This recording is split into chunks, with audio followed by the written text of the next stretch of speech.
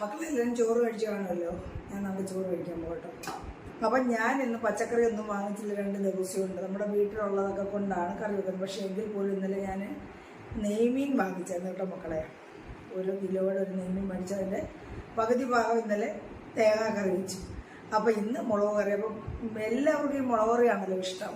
തേങ്ങാക്കറി സൂപ്പറായിരുന്നു കേട്ടോ. പക്ഷേ എങ്കിലും മുളക് കറിയും കൂടെ വെക്കാമെന്ന് വെച്ച് പകുതി തല ഭാഗമെല്ലാം കൂടെ ഞാൻ വെച്ചിരുന്നത്. മുളക് കറി വെച്ചിരിക്കാൻ നല്ല പ്രത്യേക രീതിയിൽ മുളക് മാത്രം ചേർത്ത് തയ്യാറാക്കിയിരിക്കുന്നതാണ്. അപ്പം മക്കളെ ഏതാണ്ട് ഇത് നമ്മുടെ മുറ്റത്തുള്ള ചീരയാണ്. ഒടിച്ചൂത്തി ചീര, മൈസൂർ ചീര എന്നൊക്കെ പറയും. മുതിര ഇത് തോരൻ വെച്ചിരിക്കുകയാണ് കേട്ടോ. ഇത് നല്ല ടേസ്റ്റാണ്. മുതിര ഒരു ശകലം ഒരു തവണ ചോറേ ഉള്ളൂ. ഇങ്ങനെ കാണുമ്പോൾ ഓർക്കും ഇതാണ് ഒത്തിരി ചോറാണ് കേട്ടോ. അപ്പോൾ ഞാൻ ഈ മുതിര ഒരു 2 സ്പൂൺ എടുക്കുകയാണ്. പിന്നെ അവിടെ 1 സ്പൂൺ ചീര, ഇത്ര മതിയല്ല.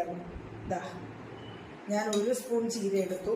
അപ്പോൾ ഇത് നമ്മുടെ മുതിര ഉണ്ടല്ലോ. അപ്പോൾ പിന്നെ നമുക്ക് പിന്നാണ്ട് നമ്മുടെ നെയ്മീൻ കറി, ഞാൻ 1 കഷ്ണവും കുറച്ച് ചാറും. ഭയങ്കര ഇഷ്ടമാണ് നെയ്മീൻ എന്ന് പറഞ്ഞാൽ ജീവനാണ്. ഇവിടെ ഒഴിക്കാം. ഇതായത് മതി. അത് ഞാൻ കഴിക്കട്ടെ മക്കളെ. അപ്പോൾ നമ്മുടെ ഈ മുതിര അങ്ങോട്ട് ഞെരടി മീൻ ചോറിനകത്ത് ഒഴിച്ച് കഴിക്കില്ല കേട്ടോ. എനിക്ക് പറ്റത്തില്ല, അസിഡിറ്റി ഒക്കെ ഉള്ളതുകൊണ്ട് അങ്ങനെ പറ്റത്തില്ല. അതുകൊണ്ട് ഇങ്ങനെ മുക്കി സൂപ്പറാട്ടോ മക്കളെ.